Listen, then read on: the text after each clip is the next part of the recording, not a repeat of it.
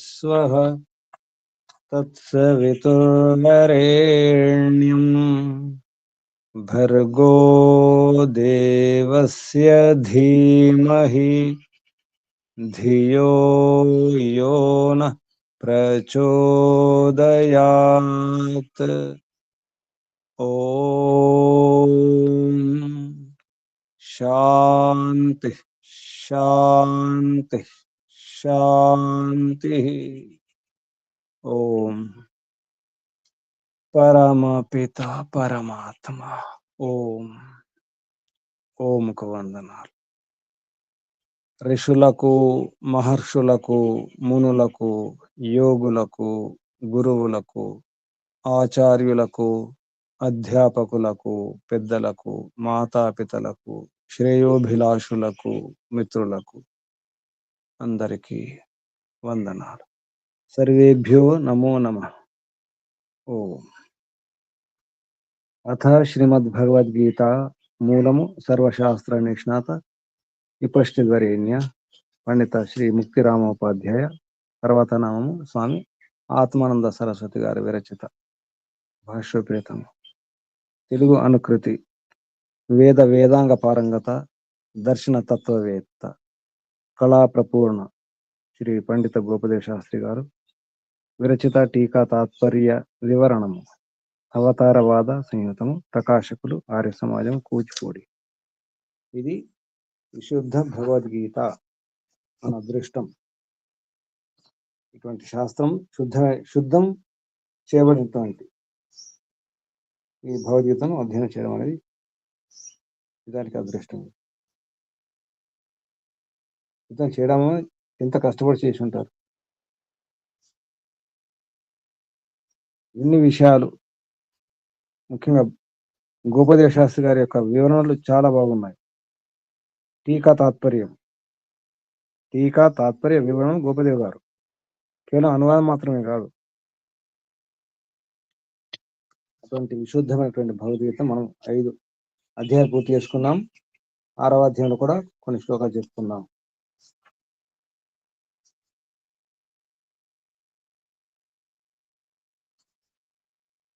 దేవాన్ భావయత అంటే ఏంటి? దేవాన్ భావయత అంటే భావించడమా దేవతలను?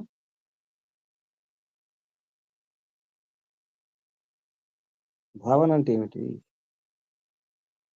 చెప్పుకున్నాం. దేవాన్ భావయత నేను తే దేవా భావయంతు వహ పరస్పరం భావయంతః శ్రేయః పరం అవాప్స్యథ.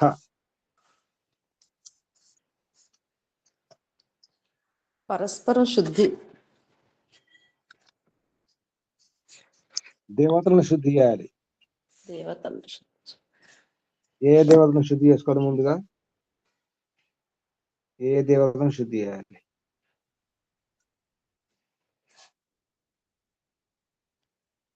పంచభూతాలు. ముందు ఏ దేవత? పంచభూతాల్లో ఏ దేవత? ముందు అగ్ని కదా గురించి. అగ్ని, వాయు. మన శ్వాస తీసుకుంటాం. వాయు. కాలుష్యంలో ముందు వాయు కాలుష్యమే. ఎందుకంటే శ్వాస. అసలు గాలిని ఎలా శుద్ధం చేస్తారు? ఎవరైనా మొత్తం మన చుట్టూ ఉన్న గాలిని శుద్ధం చేసే ప్రక్రియ ఏమంటే చెప్పండి. గాలిని శుద్ధి చేసే ప్రక్రియ ఏమైనా ఉందా? అగ్నిహోత్రం కాకుండా వేరే సైంటిఫిక్ గా వేరే రకంగా ఏమైనా జరుగుతుందా? అసలు సహజంగా ఏమైనా జరుగుతున్నాయా? ప్రాణవాయువుని మానవ ప్రయత్నం చెట్లు పెట్టుకొని, ఇంకా చెట్టు పెట్టుకుంటే ఏమవుతుంది? ప్రాణవాయువు వస్తుంది. అది కూడా కాలుష్యం పెరుగుతుంది. ప్రాణవాయువు కూడా కాలుష్యం అయిపోతుంది. సహజంగా భగవంతుని ద్వారా ఏమైనా జరుగుతుందా?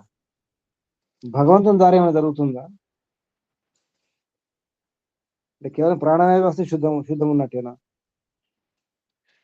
వాయువును శుద్ధి చేసే ప్రక్రియ ఏమైనా జరుగుతుందా పరమాత్మ ద్వారా? అది మన పని మాత్రమేనా? యజ్ఞయాగాలు చేసి శుద్ధి చేసుకోవడమేనా? భగవంతుడు ఏమైనా చేస్తున్నాడా లేదా?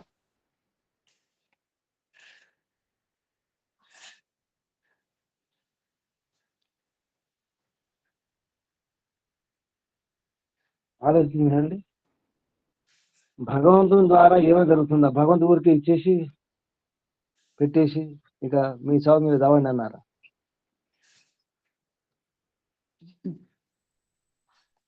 హ్మ్. భగవంతుడే మనకి వదిలేసినట్లు అనుకుంటాను గురూజీ. అంటే భగవంతుడు అంత దయలేని వాడా? మామూలుగా జంతువులు కూడా పిల్లల్ని కానీ రక్షించుకుంటాయి. భగవంతుడు బిడ్డలము, వాడు ఎలా వదిలేస్తాడు? గాలి కుదిరేయడం ఉండదు. మీ బ్రతుకు మీరు బ్రతకండి అని వదిలేయడం ఉండదు. ఏం చేస్తున్నాడు చెప్పండి? వాయు శుద్ధి కొరకు భగవంతుడు చేసే ప్రక్రియ ఏంటి? ఏమైనా పని చేస్తున్నాడా? ఏమైనా ప్రయత్నం ఉందా? భగవంతుడి ప్రయత్నం ఏమైనా ఉందా? మీరే చేసుకోండి, మీరే చూసుకుని అన్నారా?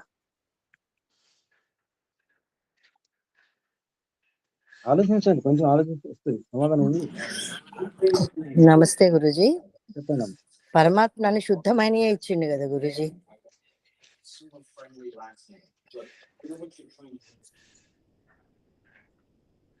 గురూజీ మ్యూట్ లో ఉన్నారు.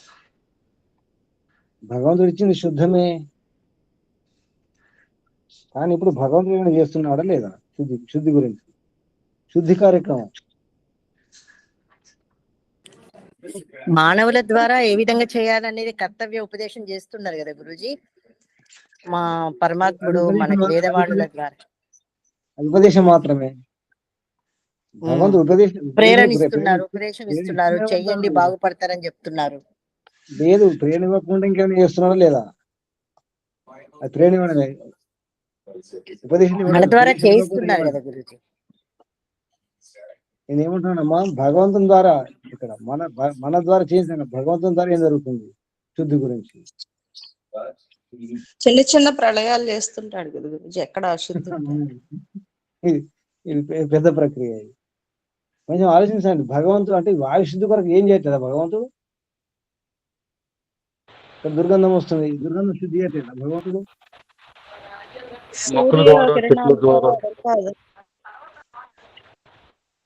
ఒకరొకరు మాట్లాడండి. కృష్ణారావు గారు చెప్పండి. అదే గురించి మొక్కల ద్వారా, వృక్షముల ద్వారా మంచి గాలిని కల్పించి మంచిగా ఇస్తున్నారు. నేనేమంటున్నా, శుద్ధి కొరకు ఏం చేస్తున్నాను? సూర్యుని ద్వారా, కిరణాల ద్వారా శుద్ధి అవుతుంది. దుర్గంధం ఉంటే ఎండిపోతుంది. ఒక మురుగు మడుగు ఉందనుకోండి, గుంత ఉందనుకోండి, నీళ్లు ఉన్నాయనుకోండి, చెడిపోయిన నీళ్లు ఉంటాయి, ఎండబెట్టేస్తాడు సూర్యకిరణం ద్వారా. అదొక ప్రక్రియ. ఇంకా దుర్గంధం ఉంది, దుర్గంధం దూరం చేయడానికి ఏం చేస్తున్నారు? మూలికలు. ఇప్పుడు చెట్టు కేవలం గాలి మాత్రం ఇవ్వడం ఉండదు కదా. వనమూలికలు. చెట్లు కేవలం శుద్ధమైన వాయు ఇవ్వడం ఒకటే కాదు కదా. అంటే కేవలం గాలి, ఆక్సిజన్ మాత్రం ఇస్తున్నాయి చెట్లు, ఇంకేమి చేయట్లేదా? దావానలం గురుజీ అంటే అదే అడవులు వాటికంటే మండుకొని దాని ద్వారా గాలి శుద్ధి అవుతుంది కదా. అడవులు అంటుకుంటే ఏమవుతుంది? శుద్ధి అవుతుందా గాలి? అడవులు అంటుకుంటే ఏం జరుగుతుంది? పొగ వస్తుంది, మంటలు వస్తాయి, చెట్లు, చేమలు, గడ్డి, ఆకులు ఎండిపోయినాయి, అన్ని ఎండిపోతుంటాయి. చెట్టు కొమ్మలు ఎండిపోయినట్టు అవి కూడా గాలిపోతుంటాయి, కొన్ని మూలికలు కూడా పోతుంటాయి. ఇంకా ఆలోచించండి.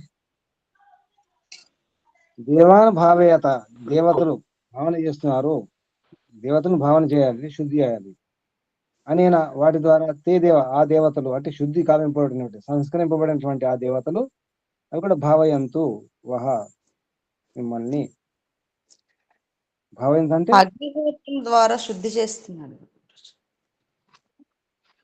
భగవంతుడి చేసే అగ్నిహోత్రం ఏమిటి? ఎన్నో రకాలుగా, సూర్యకిరణాలు కాదు, చంద్రకిరణాల ద్వారా కూడా శుద్ధి అవుతుంది, రకరకాల శుద్ధి అవుతుంది. వర్షం ద్వారా శుద్ధి అవుతుంది, వర్షాలు కూడా శుద్ధి చేస్తాయి, గమనించండి. వర్షం శుద్ధి చెట్లు కేవలం గాలి మాత్రం ఇస్తాయి, ఆక్సిజన్ మాత్రం ఇస్తాయా? వనమూలికలు ఆక్సిజన్ అదే ఒకటి మాత్రం ఉంటుందా? అందులో సుగంధాలు ఉన్నదా? ఇంకా ఘాటు ఇప్పుడు తులసి ఎంత ఘాటు ఉంటుంది వాసన, శుద్ధి కావట్లేదు తులసి ద్వారా? అటువంటి ఎన్ని చెట్లు లేవు, ఎన్ని పువ్వులు లేవు, ఎన్ని సుగంధాలు ఇచ్చే పువ్వులు ఉంటాయి, ఘాటు గంధాన్ని ఇచ్చే పూలు కూడా ఉంటాయి. రకరకాల అంటే ఒక్కోసారి కొన్ని పూలు దుర్గంధంలాగా అనిపిస్తాయి కానీ శుద్ధి చేయడానికి ఉంటాయి. సుగంధాలు మాత్రమే కాదు, దుర్గంధాన్ని ఇచ్చే పూలు కూడా ఉంటాయి, ఘాటు ఉంటాయి. ఉదాహరణకు ఈ ఆవాల చెట్లు కానీ, తులసి చెట్లు కానీ, అటు అడవి తులసి కానీ, ఎన్నో రకాల చెట్లు ఉన్నాయి. వాయింటి చెట్లు కూడా ఉంటాయి, పొగాకు చెట్లు ఉంటాయి. వనమూలికల ద్వారా కూడా, నీటి ద్వారా రకరకాలుగా భగవంతుడు శుద్ధి చేస్తున్నాడు. మనం మాత్రమే కాదు, కేవలం మనం అగ్నిహోత్రం చేస్తే ఏ మూలకు సముద్రం అంతా విషం అంటే ఒక చుక్క అమృతం అనుకోండి.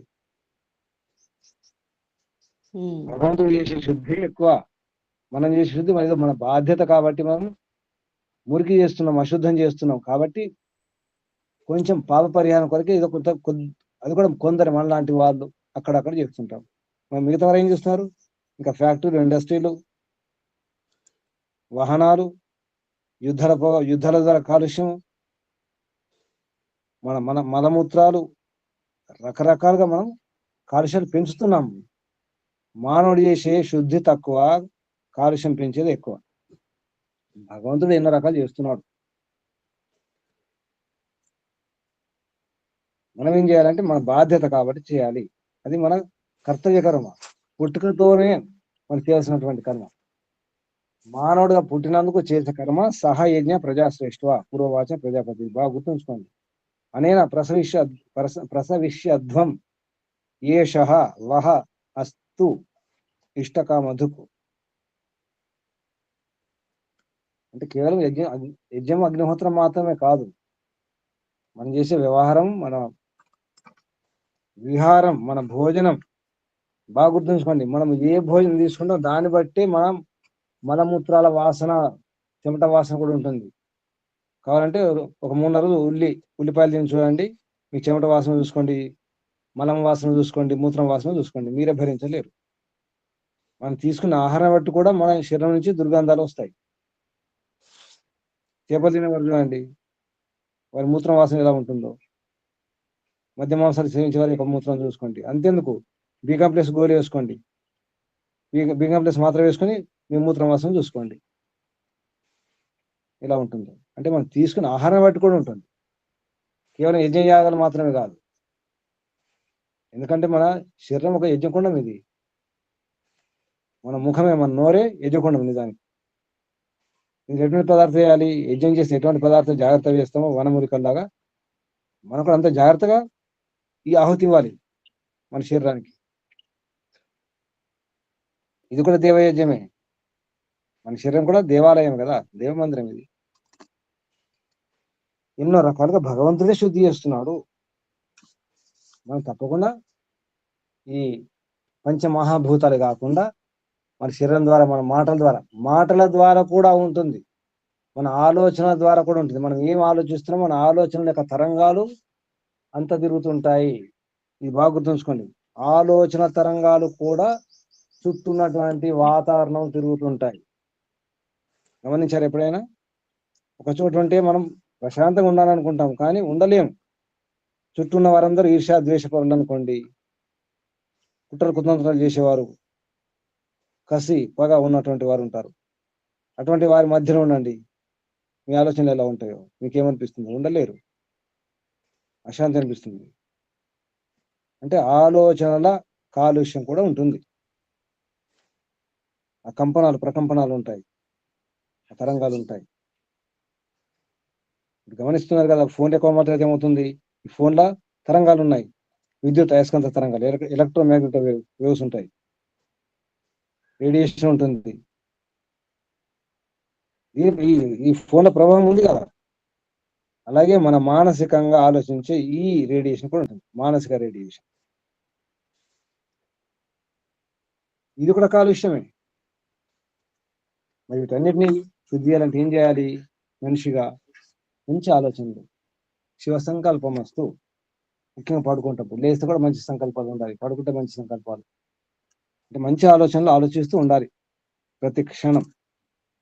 అక్కడి నుంచి మొదలవుతుంది మనోకాలుష్యం, ఆలోచనల కాలుష్యం.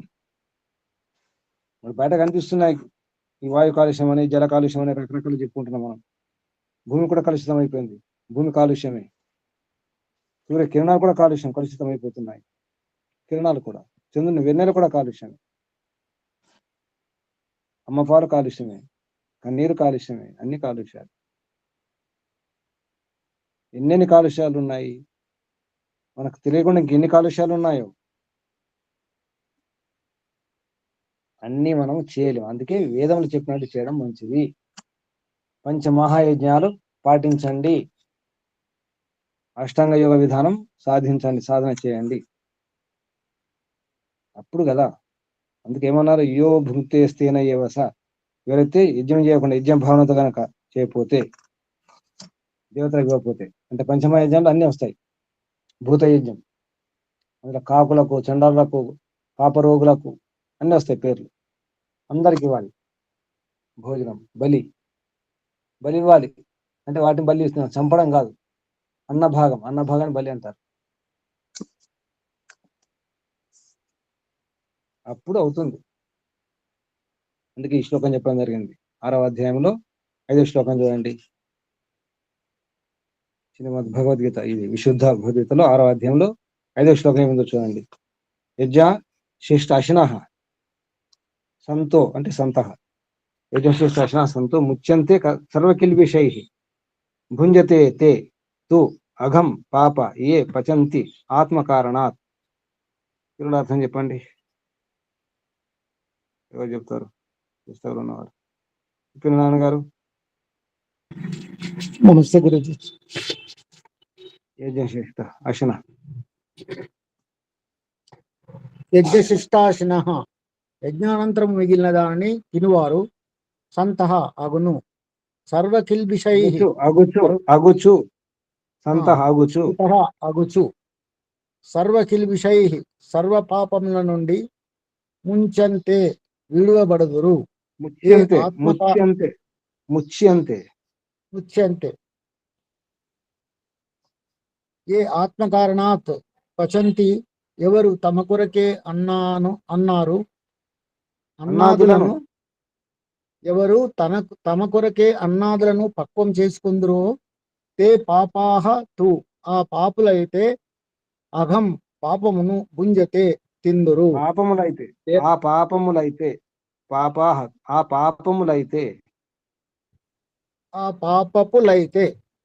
పాపులైతే అనంది గురుజీ.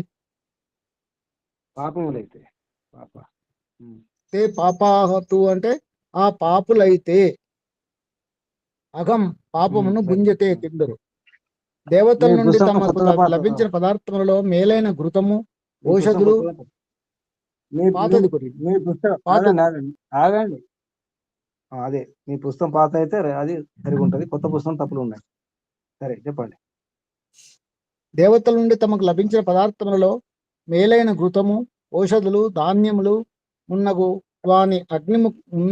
వానిని అగ్నిముఖంన ఆ దేవతలకు అర్పించి తదుపరి మిగిలిన పదార్థములను యజ్ఞశేషమును భుజించి వారు పాపముల నుండి ముక్తులగుదురు. అట్లు చేయక తమ ఉదర పోషణకే వంటకములను వనర్చువారు పాపమును భుజించిన వారగుదురు. పశువులు, పక్షులు, క్రిములు, కీటకములు అన్నీను తమ ఉదరముల నింపుకొని ఆత్మపోషణ చేసుకొనినే ఉండును. మానవుడు కూడా స్వార్జితముతో తన ఉదరమునే నింపుకొని ఇతర ప్రాణుల పోషణార్థము స్వార్జితమున కొంతయైన ఉపయోగింపని పక్షమున అతడు చోరుడు కాక సజ్జనుడెట్లగును. ఈ కొత్త పుస్తకంలో యజ్ఞశిష్ట ఉంది. యజ్ఞశిష్ట అశిన వాని వాకటేయండి, నా రాసుకోండి. కొత్త పుస్తకం వాళ్ళు, పాత పుస్తకాలు బాగా ఉన్నాయి. కొత్త పుస్తకం సరిగ్గా ప్రూఫ్ రీడింగ్ చేయలేదు, తప్పులు చాలా ఉన్నాయి. ఆ పాపులైతే ఉండాలి, అది తే పాపాతు, ఆ పాపులైతే. కొత్త పుస్తకంలో పాపములైతే రాసి ఉంది, జాగ్రత్తగా చూసుకోండి, దిద్దుకోండి. పాపులైతే ఏమర్థమైంది? యజ్ఞ శిష్ట అశిన అంటే యజ్ఞశేషం అంటే యజ్ఞం తర్వాత మిగిలింది అనమాట. అశిన తినేవారు, అశనం అంటే భోజనం, అశిన అంటే తినేవారు. యజ్ఞం అనంతరం, యజ్ఞం తర్వాత యజ్ఞశేషము అంటే మిగిలిన దాన్ని తినేవారు. అంటే యజ్ఞం అంటే ఏ యజ్ఞం? వంట చేయడం కూడా యజ్ఞమే. వంట ఎవరి కోసం చేస్తారు? ఆత్మకారణాత, అది పాపం అవుతుంది, తన కొరకే అఘమవుతుంది. పాప ఏ పచంతి ఆత్మకారణాత్ భుంజతే తు అఘం. పాపం తిన్నట్టే, భుంజతే పాపం తింటారు. ఏ యజ్ఞం అనుకుంటున్నారు? నిత్యాగ్నిహోత్రం చేశా, అదొకటేనా? ఏమనిపిస్తుంది మీకు? యజ్ఞశిష్ట అశిన సంతో అవుతూ, సంత అంటే అవుతూ, అగుచ్చు. ఏ యజ్ఞం చేసి రోజు నిత్యాగ్నిహోత్రం చేసి అన్నం అందరికి పెట్టి తినడమా? అంటే ముందే వంట వేసి పెట్టుకోవాలన్నమాట, అంతేనా? ముందే వంట వేసి పెట్టుకొని అప్పుడు యజ్ఞం చేసుకొని అందరికి పెట్టి మనం తినడం, అంతే అనుకుంటున్నారా? ఏమనుకుంటున్నారు చెప్పండి? ఇతరులకు పంచి తినడం గురుజీ, పంచుకొని తినడం. ఇక్కడ యజ్ఞశిష్ట అశిన అంటే మనం ఏమనుకుంటున్నాం అంటే వృద్ధుని లేచిన తర్వాత యజ్ఞం చేసుకొని, అంటే యజ్ఞం కంటే ముందే వంట చేసుకొని యజ్ఞం చేసుకొని అన్ని పెట్టి ఆ బలి వేసి చివరిగా ఆహుతులు ఇచ్చి, 10 ఆహుతులు ఉన్నాయి కదా బలి వేష యజ్ఞంలో, భూత యజ్ఞం, ఆహుతులు ఇచ్చేసి ఇక మనం తింటే సరిపోతుంది అనుకుంటున్నాం. కొందరు అదే అనుకుంటారు పాపం. అదే జరుగుతుంది కూడా గురుజీ, అదే అదే జరుగుతుంది, చేస్తున్నాం. అదే చేస్తున్నాం. గృహస్థం తెలియదు, గృహస్థే కాదు, బాధ్యత, కర్తవ్య, కర్మ కూడా. ఇక్కడ ఏమనిపిస్తుంది అంటే ముందు వంట చేసి పెట్టుకోవాలన్నమాట, అంతే అనిపిస్తుందా లేదా?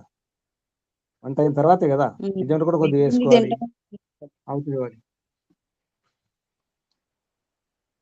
అంతేకాదు ఒక యజ్ఞంలో ఎలా ఉండదు, నిజానికి యజ్ఞం అయిన తర్వాత ఉంది. మీరు గమనించండి, భూతయజ్ఞం ఎప్పుడుంది?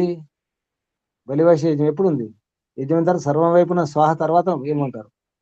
దానికి దీనికి లింకే లేదు అసలు. ఇదే నిత్యాగ్నిహోత్రం, ఇది వేరు. బలివేష యజ్ఞం అది వేరు. అర్థమవుతుందా? కొందరు ఏం చేస్తారు పాపం, నిత్యాగ్నిహోత్రం ఇందో ఆహుతి వేళ కాబట్టి ఏదో చిన్న గిన్నెలో దన్నం వండుకొని ఏదో ప్రసాదం పెట్టుకొని ఆహుతిస్తారు. అది కాదు. నిత్యాగ్నిహోత్రం చేయండి, ఇది మంచిదే, చేయాల్సిందే. కానీ భూతయజ్ఞం అనేది అది విడిగి చేయాలి. ఏదైతే వంట చేస్తున్నారో వంట చేసేటప్పుడే బియ్యం నానబెట్టేటప్పుడే తీసేటప్పుడే మైండ్ మీకు రావాలి. ఏమి రావాలి? ఈ భోజనము నా కొరకు మాత్రమే కాదు, నాకు, నా భర్తకు, నా పిల్లలకు, నా కుటుంబం కొరకు మాత్రమే కాదు, ఇంట్లో పశువులు ఉన్నాయి, పక్షులు ఉన్నాయి, తర్వాత ఆధారపడే వాళ్ళు ఉంటారు, పెద్దలు ఉంటారు, జంతువులు ఉంటాయి, కుక్కను, పిల్లో, ఆవులు, గుర్రాలు అటువంటివి ఉంటాయి, పనిచేసే వాళ్ళ జీతాలు అటువంటి వాళ్ళు ఉంటారు, కింద పాప రోగులు, చండాలు, కాకులు అన్ని పేర్లు ఉన్నాయి దాంట్లో. ఇంతమంది కొరకు వంట చేయాలి. మీరు వంట చేసేటప్పుడు ఇవన్నీ గుర్తుకొస్తున్నాయా తల్లులు?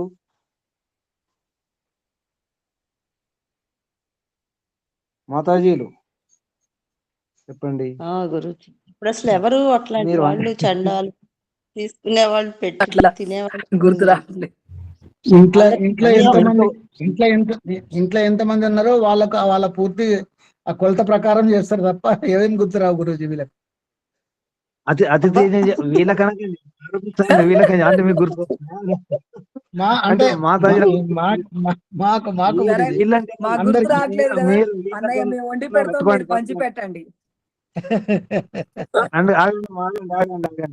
వీళ్ళకంటే ఎవరు? వీళ్ళకైనా స్వామీజీ తప్పు, ఇప్పుడు ఎవరు మనం తప్పు పెడదామని గురించి తీసుకున్నట్టు లేరు. వీళ్ళకైనా శబ్దం తప్పు. అది వెనక్కి తీసుకోండి, వెనక్కి తీసుకేసుకోండి, ఒప్పుకున్నారు, అవును గురించి చేద్దాం. గురూజీ అయితే వీళ్ళకంటే అన్నం కూడా ఇప్పుడు ఎవరు తీసుకునేటట్టు లేరు స్వామిజీ. మీరు ఎవరు తీసుకుంటున్నారు, ఎవరు తీసుకు అది వేరే విషయం. ఇప్పుడు మీరు బయట పెడితే పక్షులు లేవా, ఉడతలు లేవా, తినడానికి ఎన్ని లేవు, ఇంట్లో పిల్లులు రావా? మీరు బయట పెట్టుకోండి, పిల్లి వచ్చి బయట పాలు పెట్టండి, పిల్లి అయిపోతుంది, అది ఎక్కడి నుంచి వస్తుంది పిల్లి? అదే అదే కానీ అట్లా ఇప్పుడు ఎందుకంటే మునుపటిగా ఎవరు ఇంటి ముందు అడుక్కుంటూ వస్తలేరు, ఎవరు తీసుకుంటూ వస్తలేరు. ఇప్పుడు బంద్ అది అయిపోయింది. కాదు, కేవలం బిచ్చగాళ్ళ గురించి మాట్లాడడం కాదు.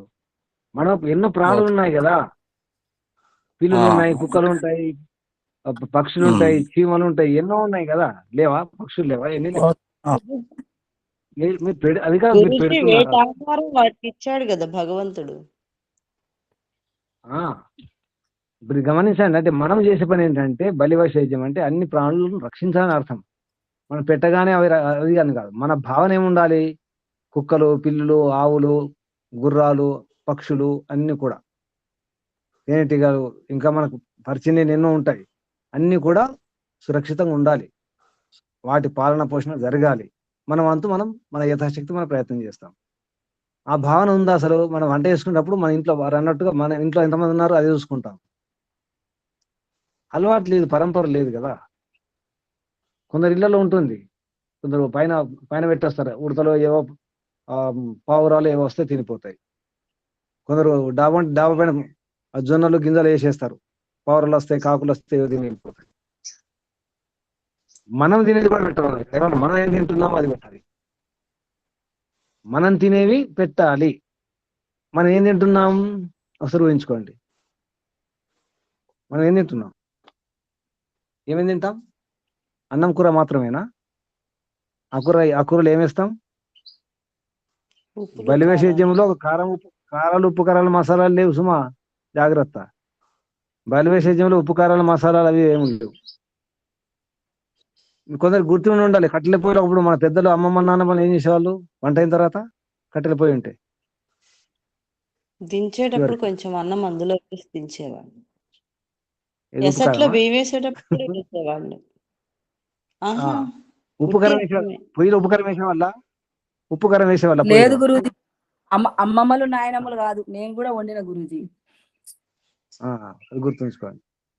కట్టెల పొయ్యిలో అన్నం వేస్తే ఉప్పు కారం లేకుండా సప్పది. వీరైతే ఇంకా నెయ్యి కలిపి వేస్తే ఇంకా మంచిది. అది ట్రీట్మెంట్ అవుతుంది కూడా. అన్నంలో నెయ్యి కలిపి వేస్తే ట్రీట్మెంట్ కూడా అవుతుంది, సుగంధం కూడా వస్తుంది. అది ప్రయత్నం చేసి చూడండి. చివరికి కొద్దిగా అన్నం తీసుకుని అందులో నెయ్యి వేసి చూడండి ఎంత బాగుంటుందో. ఇల్లంతా సుగంధమే. అన్ని మర్చిపోతున్నాం, తెలియకైపోతుంది మనకు. ఇప్పుడు ఆ కట్టెల పొయ్యిలు లేవు కదా గురూజీ. కట్టెల పొయ్యి లేకపోతే ఉపాయాలు ఎన్నో ఉన్నాయి. కట్టెల పొయ్యి లేదు, ఉపాయాలు ఉన్నాయి కదా. అగ్నిహోత్రంలో వేస్తే సరిపోదు. సరే, అగ్నిహోత్రం వేయండి, కట్టెల పొయ్యి కంటే ఇంకా మంచిదే కదా అది. కానీ ఈ భావన గుర్తుకొస్తున్నాయా మనకు? ఇవన్నీ అంటే మా పైన ఆధారపడినటువంటి ఎన్నో ప్రాణులు ఉన్నాయి అని గుర్తుకొస్తున్నాయా? ఇంకెందరెందరో ఉన్నారని గుర్తుకొస్తున్నాయా?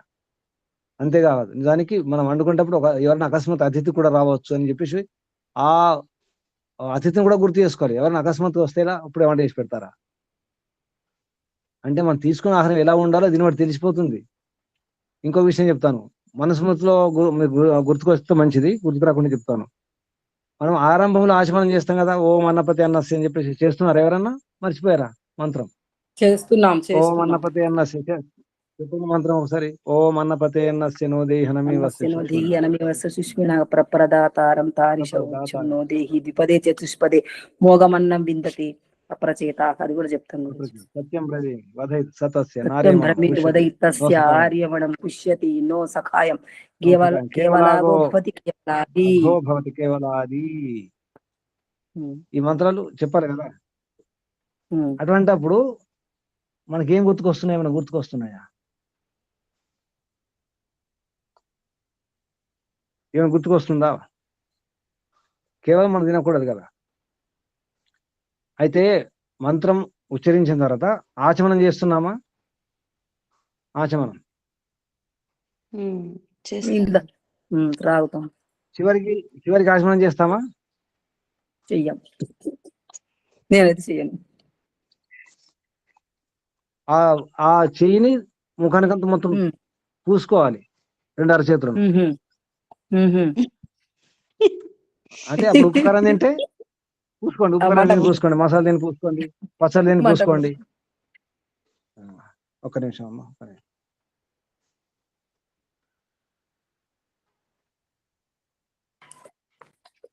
అన్నయ్య నారాయణ అన్న ఏది చదువుతున్నారు ఒకసారి చెప్పరా? ఇందాక చదివింది మీరు శ్లోకం ఏమ్మా ఎన్నో చదివిండ్రు శ్లోకం? ధ్రువం ప్రాణి వధువునా? ఆగండమ్మా, సరే 5వ శ్లోకం ఆగండమ్మా, చెప్తున్నాను. ఇక్కడ చివరికి మనం ఆచమనం చేసుకొని ఆ తడిని అరచ తడిని ముఖానికి పూసుకోవాలి. మీరు ఉప్పు కారం నీళ్ళు పూసుకుంటే ఎలా ఉంటుంది? మంట మంట అవుతుంది కదా. దాని అర్థం ఏంటి? ఉప్పు కారాలు బాగా తినకుండా అర్థం. తినకూడదని ఆరంభంలో ఆచమనం చేసుకుంటాం, నీళ్ళు తాగుతాం, చివరికి ఆచమనం చేసుకుంటాం, నీళ్ళు తాగుతాం. అది మిగిలినటువంటి 2 అరచేతులు రుద్దుకొని ముఖానికి పూసుకోవాలి అని ఉంది. అంటే అర్థం ఏంటి? అది ఎంగిల్ ఉప్పు కదా కారం గురూజీ? తినకండి. లేదు, గురుజీ ఆచమనం చేసుకున్న తర్వాత మన 2 అరచేతులను తింటాము, చేయి కడుక్కుంటాము, ఆచమనం చేసుకుంటామమ్మా. తింటాం, ఆచమనం చేసుకుంటాం, చేయి కడుక్కుంటాం, చేయి కడుక్కొని ముఖానికి పూసుకోవాలి, రుద్దుకోవాలి. అంటే ఉప్పు కారం తింటే ఎలా ఉంటుంది? వెళ్ళలేదు. రుద్దుకోవడం మర్చిపోయారు. మానేసిన మనస్మృతిలో వచ్చింది, మనస్మృతిలో భోజనం తర్వాత ఎలా ఉండాలో వచ్చింది. ఇవన్నీ గమనించండి. తన కోసం మాత్రం తింటే పెద్దవాళ్ళు కాళ్ళకు రుద్దుకునేవాళ్ళు, కాళ్ళకి చేతులకి చమురు ఉంటది కదా. అంటే చమురు ఉంటుంది కాదు, ఉప్పు కారాలు తింటారు కాబట్టి ముఖం రుద్దుకుంటే మంట అని చెప్పేసి కాళ్ళు రుద్దుకుంటారు. అదొక ఉపాయం అనమాట. చేతులు రుద్దుకుంటారు. అంతేందుకు మనం రుద్దుకోవట్లేదు. ఇప్పుడు యజ్ఞం తర్వాత మీరు ఏం రుద్దుకుంటున్నారు? ఓం తేజోసి తేజమైతే అయిన తర్వాత ఏం రుద్దుకుంటున్నారు? రుద్దుకోమని ఇక్కడ ఉందా? లేదు. చూడండి, ఎక్కడ రుద్దుకోమని ఉందేమో. ఎందుకు రుద్దుకుంటాము? అసుగంధం ఉంటుంది, అది వేస్ట్ కాకుండా అరచేతకు మోచేత వరకు రుద్దుకుంటాం, ముఖానికి రుద్దుకుంటారు. అసలు విషయం మర్చిపోయాను. నిజానికి తేజస్వి తేజమైదేయి దాంట్లో ఆ ప్రార్థనలో నిజానికి ఏమిటంటే భావన చేయాలి. నాకు తేజస్సు కావాలి, నా తేజస్సు మొత్తం నిండాలి, నా శక్తిని బట్టి, నా పాత్రతను బట్టి మొత్తం నిండాలని చెప్పేసి కోరుకోవాలి. ఓం తేజస్వి తేజమైదేహి, దాని అర్థం చెప్పండి తెలుగులో. ఓ అనంత ప్రకాశయుక్త పరమేశ్వర మాయందును జ్ఞాన ప్రకాశం నుంచుము. ఓ అనంత అని చెప్పేసి ఆగకూడదు. అనంత ప్రకాశయుక్త రెండు కలిపి చెప్పాలి దానికి. ఓ అనంత, భగవంతు పేరు అనంతనే, కానీ అనంత ప్రకాశయుక్తుడు, అది అసలు విషయం. అనంత అనేది విశేషణము, ప్రకాశయుక్త అనేది విశేషము. ప్రకాశయుక్త అనడానికి అనంత రెండు శబ్దాలు పక్క పక్కన ఉండాలి. మనం ఏం చెప్తాం? ఓ అనంత ప్రకాశయుక్త పరమేశ్వర, అది కాదు. భగవంతుడు అనంత ప్రకాశయుక్తుడు. ఆ అనంత ప్రకాశం నుంచి మాకెంత కావాలి? మా పాత్ర ఎంత ఉందో ఆ పాత్ర నిండా కావాలి అని కోరుకోవడం. మా పాత్ర నిండా, అది కూడా ధారణ, దేహి, ఇటువంటి ఎన్నో ఉన్నాయి. అలా అనుకుని ఊరికే టకటక చేసుకుని ముగించడం కాదు. భావన వేసుకు కళ్ళు మూసుకొని భావన చేయాలి. నాలో అనంత ప్రకాశం వస్తుంది అంటే అనంత ప్రకాశం నుండి నా పాత్ర నిండడానికి, ధారణ కావడానికి, స్థిరం కావడానికి, నాలో ఉండడానికి ఆ ప్రకాశం నేను కోరుకుంటున్నాను. నాలో ప్రకాశం నిండాలని చెప్పేసి కళ్ళు మూసుకొని భావన చేయండి. ఒక 45 సెకండ్లు ఆపాలి అక్కడ. ఇవి చేస్తున్నారు ఇవి. అందుకే ప్రకాశం రావడం లేదు, తేజస్సు రావడం లేదు, వీరత్వం రావడం లేదు, పరాక్రమం రావడం లేదు, ఏం రావడం లేదు. మీకు భావన లేదు కదా. సహనం లేదు. ఓం సాహసి సహోమైది. సహనం అంటే సహనం మాత్రం కాదు, బలం కూడా అర్థం ఉంది. ఎక్కడ భావన చేస్తున్నారు? దానికి అర్థమే తెలియదు మనకు. ఇటువంటి ఎన్నో చేస్తున్నాం, అందుకే మన యజ్ఞం సఫలం కావట్లేదు. అందుకే మన మనసు అసలు యజ్ఞం. మనసు మంచి యజ్ఞం చేసుకోండి, మంచి భావన ఉంచుకోండి. ఈ వంట చేసే వంట నా కోసం కాదు, వంట ఒకటే కాదు, చేసి ఏ పని అయినా ప్రతి పని కూడా ఆ ఫలితం కూడా కేవలం ఈ ఫలితం నా కోసం మాత్రమే కాదు, కేవలం మా కుటుంబం కొరకు మాత్రమే కాదు, మా ఇంటి కొరకు మాత్రమే కాదు, అందరి కొరకు. ఈ భావన ఉండడమే యజ్ఞం. అర్థమైందా ఇప్పుడు? ఆ యజ్ఞం చేయాలి. చేస్తే పాపం తిన్నట్టు కాదు, లేకపోతే పాపం తిన్నట్టే. ముచ్యంతే సర్వకిలిభిషై, సర్వ పాపముల నుండి విడిపడతారు. సర్వకిలిభిషై, సర్వ పాపముల నుండి. ఇక్కడ కిలిభిషై అంటే పాపముల నుండి కాదు, పాపముల ద్వారా అర్థం వస్తుంది. ఇక్కడ నుండే రాశారు కానీ సర్వ కిలిభిషై తృతీయ విభక్తి బహువచనం. అన్ని కిలిభిషముల నుండి, అన్ని పాపాల నుండి అని రాశారు. అంటే మీనింగ్ అదే వస్తుంది అనుకోండి. అంటే ద్వారా, అంటే పాపాల ద్వారా మనం బయటకు వస్తాం. అంటే పాపాలు అక్కడ నుంచి మనం అటు నుంచి ఇటు వస్తాం అన్నమాట. ఈ భావన ఉంచుకుంటే మనసులో యజ్ఞం భావన ఉండాలి. ఇది బాగా గుర్తుంచుకోండి. మనసులో యజ్ఞం భావన ఉంటే అది యజ్ఞం. మనసులో యజ్ఞ భావన లేకుండా, అర్థం కాకుండా, ఏ ప్రయత్నం లేకుండా, లోపల అసలు అటువంటి శ్రద్ధ లేకుండా చేస్తే అది యజ్ఞమే కాదు. యజ్ఞం చెప్పండి, యజ్ఞంలో ముఖ్యంగా ప్రాణం శ్రద్ధయే. శ్రద్ధ లేకపోతే ఎంత యజ్ఞం చేసినా వ్యర్థం. మీరు ఎన్ని మూలికలు వాడండి, శ్రద్ధ లేకుండా, భక్తి లేకుండా, అజాగ్రత్తగా, నియమాలు పాటించకుండా యజ్ఞం చేస్తే ఫలం రాదు. మీరు ఏమైనా చేసుకోండి, ఎన్ని వనమూలికలు వాడుకోండి, ఎంత శుద్ధంగా వాడండి, లోపల భావన లేదు, శ్రద్ధ లేదు, ఏం లాభం? లాభమే లేదు. ఇక్కడ కింద చెప్పినారు కదా, పశువులు, పక్షులు, క్రిములు, కీటకులు అన్ని తమ ఉదరములు నింపుకొని ఆత్మపోషణ చేసుకుంటాయి. మానవుడు అట్లా కాదు కదా. అది కూడా స్వార్జితం ఉండాలి. మళ్ళీ గుర్తుంచుకోండి, ఎవరో కష్టపడినా కష్టార్జితం కాదు, మన స్వార్జితం ఉండాలి.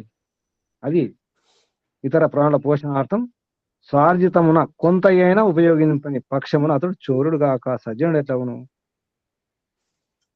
ఇంతకుముందు మంత్రం వచ్చింది, స్తేనయ్యవని చెప్పేసి. దొంగయే కదా. తైర్దత్తాన్ అప్రదాయై భ్యో యో భూతే స్తేనయేవ సహ.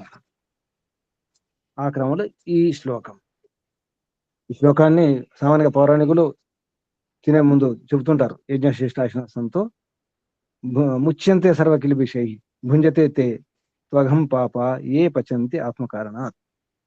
ఇంకో శ్లోకం కూడా వస్తుంది. ఏ శ్లోకం చదువుతారు? ఇంతకుముందు మరొక శ్లోకం గుర్తుందా ఎవరికైనా? వైశ్వనరు అహం, అదేనా? అహం వైశ్వనరు వైశ్వనరో భూత్వా అహం వైశ్వనరు వైశ్వనరో భూత్వా ప్రాణినాం దేహమాశ్రిత ప్రాణాపాన సమాయుక్త పచామ్యన్నం చతుర్విధం. పచామి అన్న అంటే ఇది భగవంతుడు చెప్తున్నట్టు, నేను పచనం చేస్తున్నాను అన్నాన్ని నేనే అని భగవంతుడు చెప్తున్నట్టు వస్తుంది. అది ఇది యజ్ఞం గురించి చాలా మంచి శ్లోకాలు ఉన్నాయి. తర్వాత శ్లోకం అందరికి తెలిసిన శ్లోకం చూడండి. అన్నాది భవంతి భూతాన్ని పర్జన్యాత్ అన్న సంభవ యజ్ఞాత్ భవతి పర్జన్య యజ్ఞక్రమ సముద్భవ. ఇక్కడ సా పోయింది, కొత్త పుస్తకాలు దిద్దుకోండి. సా అన్నాది భవంతి భూతాన్ని, చాలా సైంటిఫిక్ శ్లోకం కూడా. అసలు ఈ భూతములు, ఈ ప్రాణులన్నీ దేని వల్ల ఉంటున్నాయి, నిలబడుతున్నాయి? అన్నము వలన. మరి ఈ అన్నము పర్జన్యం వలన, మేఘాల వలన. ఆ మేఘాలు ఎలా వస్తాయి? యజ్ఞాత్ భవతి పర్జన్య, యజ్ఞం వలన. మరి ఆ యజ్ఞం దేని వలన? యజ్ఞ కర్మ సముద్భవ.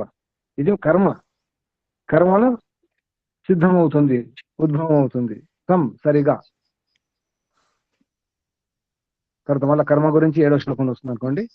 నేను అర్థం చెప్పండి సుజాతమ్మ గారు. 6వ శ్లోకం. గురుజీ, అన్నాత్ భూతాని భవంతి. అన్నము అన్నాది వలన భవంతి ప్రాణు. భూతాన్ని చెప్పండి, అదే అర్థం. అది చెప్పండి, అదే అర్థం చెప్పండి. అన్నాత్ భూతాని భవంతి. అన్నము వలన ప్రాణులు జీవించును. పర్జన్యాత్ అన్న సంభవ, మేఘము వలన అన్నముత్పన్నమగును. యజ్ఞాత్ పర్జన్య భవతి, యజ్ఞము వలన మేఘముదయించును. యజ్ఞ కర్మ సముద్భవ, యజ్ఞము కర్మ వలన సిద్ధమగును. తాత్పర్యము: ప్రాణుల ఆహారము అన్నము వలన బ్రతుకును. కావుననే అన్నం వై ప్రాణినాం ప్రాణాహ, అన్నమే ప్రాణులకు ప్రాణములు అని శిష్టులందరూ. ఆ అన్నము ధాన్యాదులు మేఘము వర్షించుట వలన ఉత్పన్నములగును. నిత్యము మానవులు యజ్ఞం చేయుట వలన మేఘములు సకాలమున ఏర్పడి వర్షములు సంభవించును. అట్టి యజ్ఞము కర్మనొనర్చుట వలన సంపన్నమగును. గురుజీ నమస్తే. ఇవన్నీ బాగానే, కానీ దేని వలన సంపన్నం అవుతున్నాయి? దేని వలన ఇవి జరుగుతాయి? ఏం చేస్తే అవుతాయి? కర్మ చేస్తే అవుతాయి. ఈ అధ్యాయం పేరేంటి? కర్మయోగమే. గమనించండి, యజ్ఞం కూడా కర్మే. యజ్ఞం పేరే కర్మయోగము. బ్రాకెట్లు ఏం రాశారు? యజ్ఞం కొరకు కర్మ ఆవశ్యకం అని రాశారు. ఇది కర్మయోగం. అందుకే కర్మ ముఖ్యం. ఇప్పుడు ఇది ఎవరైనా అర్థం చేసుకుంటున్నారా? ఇప్పుడు ఎందుకు వర్షం రావట్లేదు, ఎందుకు మేఘాలు రావట్లేదు? మేఘాలు ఎందుకు యజ్ఞాలు రావట్లేదు? చేయటం మంచి మేఘాలు యజ్ఞాలు చేయటం లేదు. యజ్ఞాలు ఎందుకు చేయట్లేదు?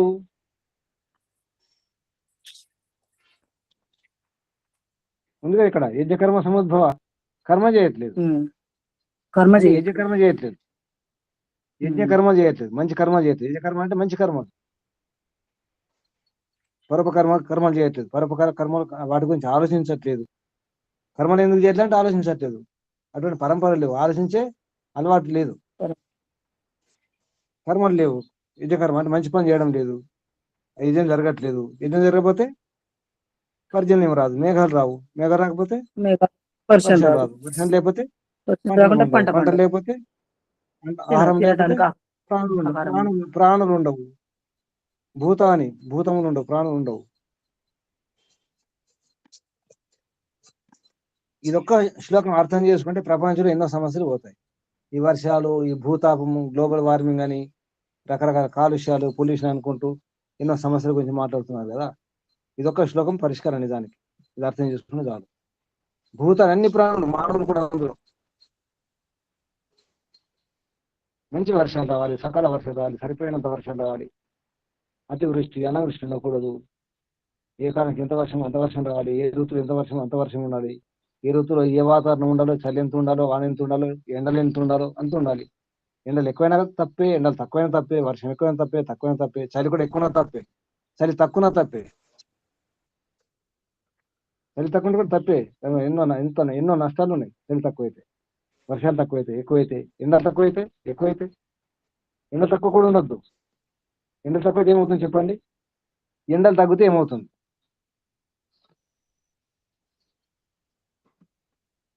వర్షాలు సరిగా రావు గురూజీ.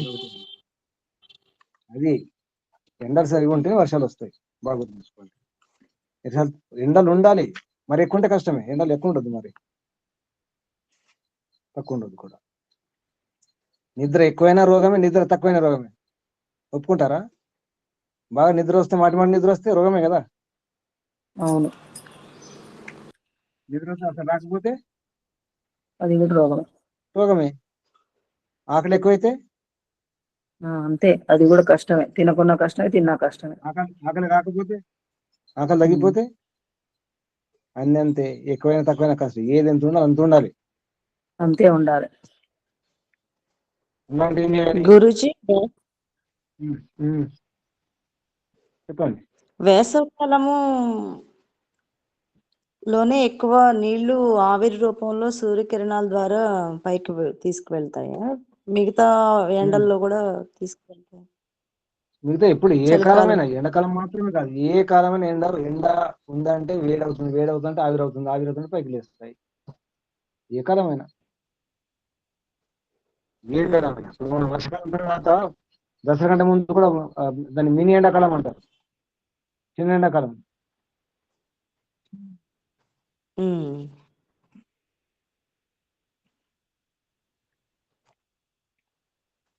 వర్ష ఋతు తర్వాత శరద్ ఋతువు ఉంటుంది కదా, అప్పుడు ఎండ వస్తుంది, భయంగా ఎక్కువ ఉంటాయి, అసలు మండిపోతుంది ఒకసారి. అప్పుడు చలి మొదలవుతుంది. అంతా ఒక పద్ధతి, దానికి ఒక ఉద్దేశం, ఒక పద్ధతి, కాలుష్యం. అది మనిషి వల్ల జరుగుతుంది.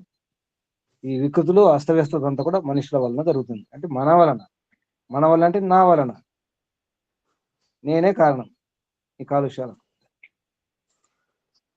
అలా ఎవరికి వారు అనుకుని బాధ్యత వహించి కొంచెం రుణం తీసుకునే ప్రయత్నం చేయాలి. ఏం లేదు, ముందుగా మంచిగా ఆలోచించండి. మంచిగా అక్కడి నుంచే మొదలవుతుంది యజ్ఞకర్మ. చూడండి 7వ శ్లోకం చూడండి. ఈ కర్మ ఎలా పూర్తి అవుతుందో చెప్తున్నారు ఇక్కడ 7వ శ్లోకంలో. కర్మ బ్రహ్మ ఉద్భవం విద్ధి, తెలుసుకోండి అంటున్నారు. విద్ధి అంటే తెలుసుకోండి, ఎరగండి. కర్మ బ్రహ్మ ఉద్భవం విద్ధి, బ్రహ్మ అక్షర సముద్భవం, తస్మాత్ సర్వగతం బ్రహ్మ నిత్యం యజ్ఞే ప్రతిష్ఠితం. చాలా మంచి శ్లోకం. మనం గారు చెప్పండి 7వ శ్లోకం. గురుజీ, కర్మ బ్రహ్మోద్భవం విద్ధి. కర్మము వేదము వలన తెలియనగునని ఎరుగుము. బ్రహ్మ అక్షర సముద్భవం. వేదము నాశరహితమగు పరమేశ్వరుని వలన ప్రకటింపబడినది. తస్మాత్ కావున సర్వగతం సర్వమునందుండు బ్రహ్మ వేద జ్ఞానము యజ్ఞే యజ్ఞ విషయమున నిత్యం ఎల్లప్పుడును ప్రతిష్ఠితం మాన్యమగుచున్నది. వేద విహిత యజ్ఞములనాచరింపనగునని భావము. తాత్పర్యము: యజ్ఞాది కర్మలు వేద విహితములు. మానవులు యజ్ఞాదులనొనర్చి ఇష్టములను సాధింపగలుగుదురని వేదములందు ఉపదేశింపబడినది. వేదములు నిత్యమైన పరబ్రహ్మముచే అగ్ని, వాయువు, రవి, అంగిరసుడు అను పవిత్రాంతఃకరణులైన మహర్షులకు భాసింపజేయబడినవి. కావున యజ్ఞాది వేద విహిత శుభ కార్యములందు వేదమునకు జ్ఞానమునకు మాన్యత యొసగబడుచున్నది. వేద బోధిత విధులను అనుసరించి యజ్ఞాది కర్మలు అనర్పబడుచున్నవని భావము. వేద బోధిత విధులను అనుసరించి, గమనించండి, వేద బోధిత విధులను అనుసరించి యజ్ఞాది కర్మలు అనర్పబడుచున్నవని భావం. కర్మ ఏ కర్మ? కర్మ బ్రహ్మ ఉద్భవం. బ్రహ్మ అంటే వేదం. కర్మము వేదం వలన తెలుస్తుంది. అంటే వేద ఏ కర్మ చేయాలి? మనం కుర్వన్నేవేహ కర్మ అని కొంచెం చెప్పుకున్నాం కదా, కర్మ కర్మ కర్మ అనుకుంటూ. ఏ కర్మ? వేదము వలన.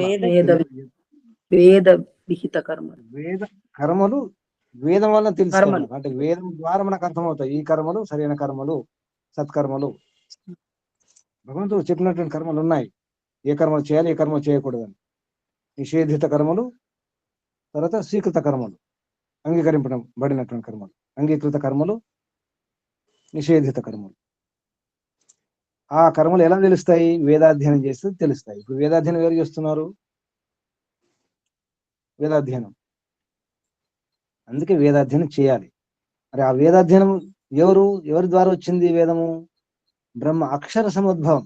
ఇక్కడ బ్రహ్మ అనేది వేదం. ఈ శ్లోకంలో బ్రహ్మ శబ్దం వేదానికి గుర్తు. బ్రహ్మ ఎక్కడ నుండి? అక్షర సముద్రం. అక్షరం ఎవరు? అక్షరుడు. అక్షరుడు ఎవరు? పరమాత్మ. వేదము నాశరహితము. అక్షరం అంటే నాశరహితము, పరమేశ్వరుని వల్ల ప్రకటింపబడినది. బ్రహ్మ అక్షర సముద్రం. బ్రహ్మ ఇక్కడ తీరం చూడండి, బ్రహ్మ ఇక్కడ తీస్తే బ్రహ్మ అక్షర సముద్భవం. పరమేశ్వరుని నుండి ప్రకటింపబడినది వేదము. ఏ పరమేశ్వరుడు? నాశరహితము, అందుకే అక్షరం, అక్షరము కానివాడు. తస్మాత్ కావున, అందువలన సర్వగతం. సర్వగతుడు అంటే పేరు ఎప్పుడైనా సర్వగతుడు పేరు సర్వమునందు ఉండేవాడు. లేడని సందేహమే లేదు. సర్వోపగతుడు అంతటా ఉంటాడు. సపరేగా చుక్రమకాయం. అంతటా గతి. గతి అంటే ప్రాప్తిస్తాడు, అంతటా ప్రాప్తించేవాడు పరమాత్మ. సర్వగతుడు. సర్వగతం బ్రహ్మ. బ్రహ్మ వేద జ్ఞానం. యజ్ఞ విషయమున నిత్యం ప్రతిష్ఠితం. ప్రతిష్ఠ అంటే ఇక్కడ ఏముంది? యజ్ఞ విషయమే. వేద జ్ఞానం యజ్ఞ విషయంలో ఉంది నిజానికి. అంటే వేదాలు చెప్పినది ఏ కర్మైనా యజ్ఞమే. అది వేద విహిత కర్మలన్నీ కూడా యజ్ఞమే. అటువంటి వేద విహిత యజ్ఞములను ఆచరించాలి, యజ్ఞ కర్మలు చేయాలి. వేద బోధిత విధులను అనుసరించి చేస్తున్నామా మనము? చేస్తున్నామో చూసుకోండి. ఇక్కడ వేదములు ఎలా వచ్చినాయి? ఇక్కడ మన గోపదేశ శాస్త్రి గారు రాశారు. ఇదంతా ఈ తాత్పర్యంలో స్పష్టంగా రాశారు చూడండి. వేదములు నిత్యమైనటువంటి పరబ్రహ్మము చే, నిత్యమైనటువంటి పరబ్రహ్మము చే అంటే పరమాత్మ ద్వారా అగ్ని, వాయువు, రవి, అంగిరసు ఈ పవిత్ర ఆత్మలు మహర్షులకు చెప్పడం జరిగింది, ప్రకటింపజేయడం జరిగింది వారి ద్వారా. కాబట్టి మనం ఏం చేయాలి? వేదాధ్యయనం చేసి వేదములు చెప్పినట్టు చేయడమే యజ్ఞం చేసినట్టు అవుతుంది. అందులో ఈ అగ్నిహోత్రం కూడా, యజ్ఞయాగాదులు, ఈ సోమయాగాలు, ఇటువంటివన్నీ కూడా. ఇది ఏమైనా అర్థమవుతుందా? యజ్ఞం అంటే అర్థమవుతుంది. చివరి శ్లోకం చూడండి. ఏవం ప్రవర్తితం చక్రం నానువర్తయతి. ఇహ తీహ ఒకటి తీసుకోండి. నా అనువర్తయతి ఇహ నా అనువర్తయతి నాను కొత్త పుస్తకం చూడండి, కొత్త పుస్తకం తప్పు ఉంది, నాను ఉండాలి. కొత్త పుస్తకాలు చూడండి, ఉన్నాయా కొత్త పుస్తకాలు ఎవరికైనా? మనమ్మ గారు గురుజీ నామవర్తయ. నాను చేయండి. అది ఏవం ఏవం ప్రవర్తితం చక్రం నాను ఉండాలి, నామం ఉంది. నాను వర్తయతి ఇహ యహ అఘాయు ఇంద్రియారామో అఘాయు రింద్రియ అంటే అఘాయు ఇంద్రియారామ అవుతుంది. అది ఇంద్రియ ఆరామ మోఘం పార్థ స జీవతి. వ్యర్థం జీవితం, వాళ్ళు వ్యర్థంగా జీవిస్తారట. పద్మావతమ్మ గారు చెప్పండి చివరి శ్లోకం. నమస్తే. అర్జున ఏవం ప్రవర్తితం చక్రం, ఇట్లు నడుపబడిన ఈ చక్రమును యహ ఎవడు ఇహ ఇక్కడ నా అనువర్తయతి నడుపడో అఘాయు పాపమయ జీవనధారియు ఇంద్రియారామ అంటే ఇంద్రియరథుడు అగు సహ అతడు మోఘం జీవతి వ్యర్థముగా జీవించును. తాత్పర్యం: అర్జున, ఈ లోక చక్రమిట్లు నడుపబడుచున్నది. కర్తవ్య కర్మలను నర్పకున్న ప్రాణుల జీవితము సుఖమయము కాజాలదు. మానవులు వేద విధులను అనుసరించి కర్తవ్య కర్మలాచరింపక ఇంద్రియ లోలురై జీవితము గడుపు ఎడల వారి జీవితము వ్యర్థమగును. జీవిత ఫలములను పొందజాలరని భావము. ఓం.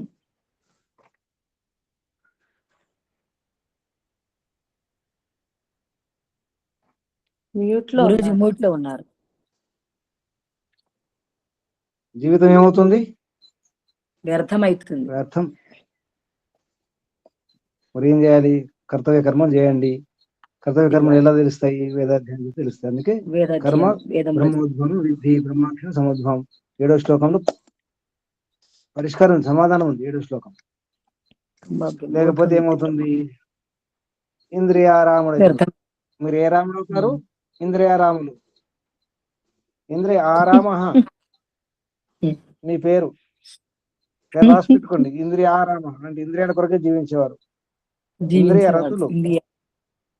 మీరు ఇంద్రియ ఆరాముల చూసుకోండి. ఓ ఇంద్రియ ఆరాములారా. ఇంద్రియ రహితుడు, ఇంద్రియ రతుడు కాదు, ఇంద్రియ రహితుల రైతుడు నేను కావాలి. ఇంద్రియ ఆరాములు మీ పేర్లు. మీ జీవితం ఏమవుతుంది? మోఘం అవుతుంది. జీవితం మోఘం కావాలా అమోఘం కావాలా? మీ జీవితం మోఘమా అమోఘమా? గారు ఇప్పుడు ఈ పేరు విన్నారా? జీవితం అమోఘమా మోఘమా? మోఘం అమోఘం. పిపినారాయణ గారు చెప్పండి, జీవితం మీ జీవితం మోఘమా అమోఘమా? అమోఘం కావాలి గురుజీ. మరి ఇక్కడ మోఘం అన్నారు. ఈ పదం ఎప్పుడైనా విన్నారా?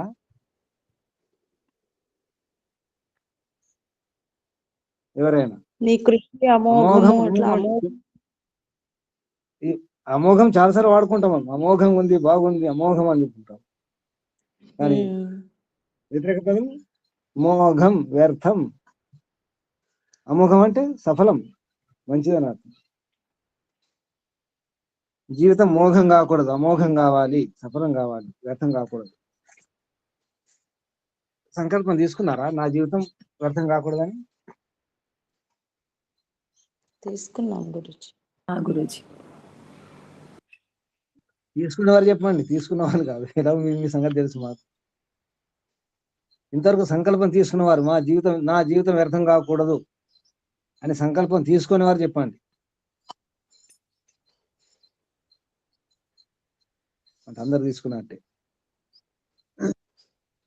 అందరూ సంకల్పం తీసుకున్నారు, చాలా సంతోషం. జీవితం వ్యర్థం చేసుకోకండి. అమోఘం కావాలి, మోఘం కాకూడదు. అలాగే ఇంకోటి అఘం కాకూడదు. అఘం అంటే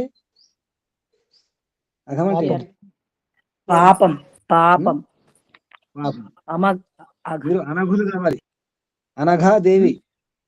అనఘాదేవి అంటే పాపం లేని దేవి. అనఘ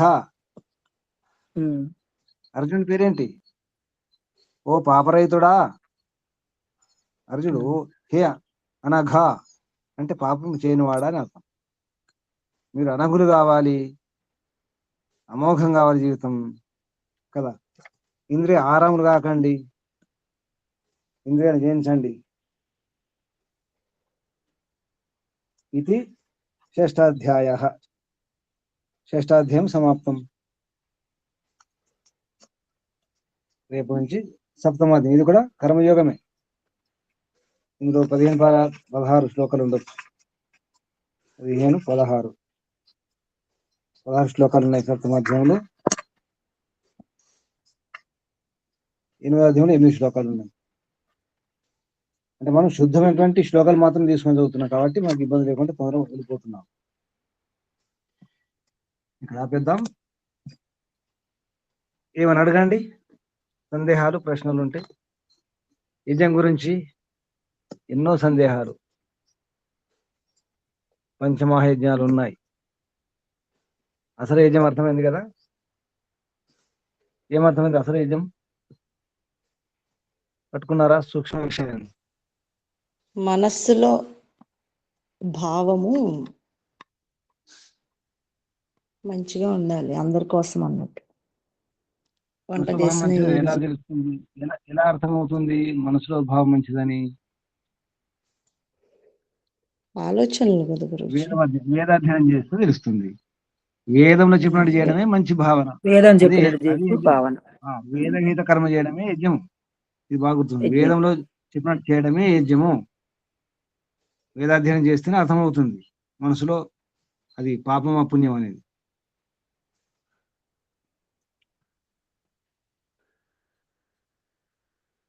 ఇంకా ప్రశ్నలు, సందేహాలు?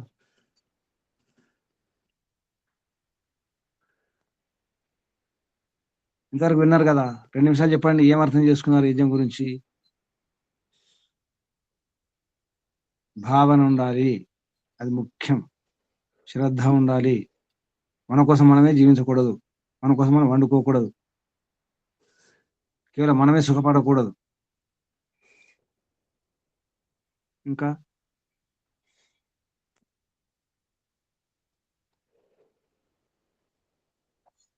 ముగించేద్దామా? అన్ని ప్రాణుల గురించి ఆలోచించాలి.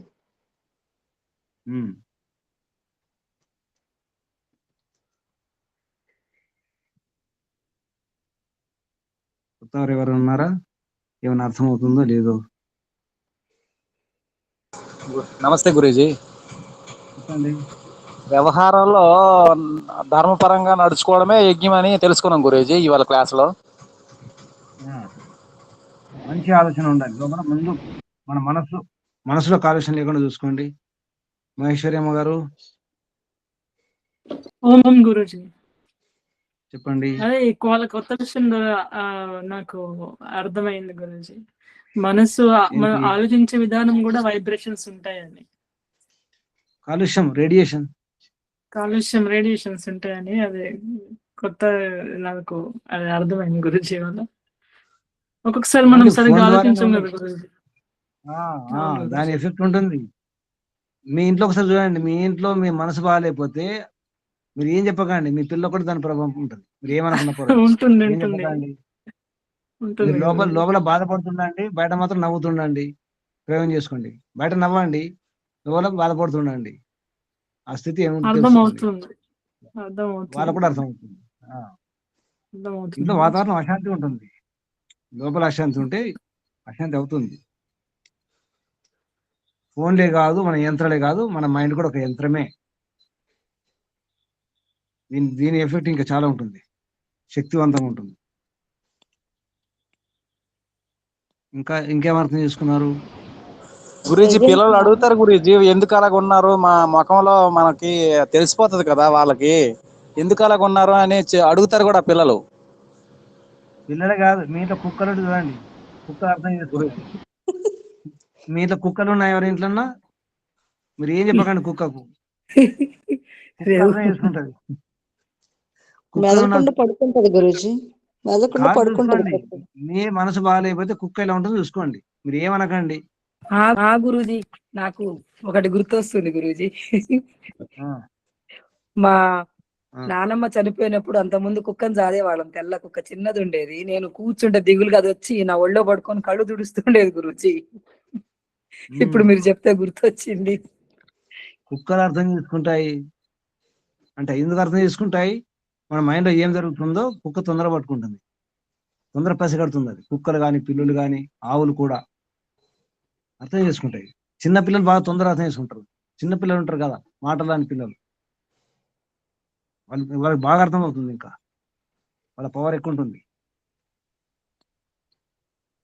అవును గురూజీ, మనం మెదలకుండా పడుకుంటే వాళ్ళు కూడా మెదలకుండా పడుకుంటారు.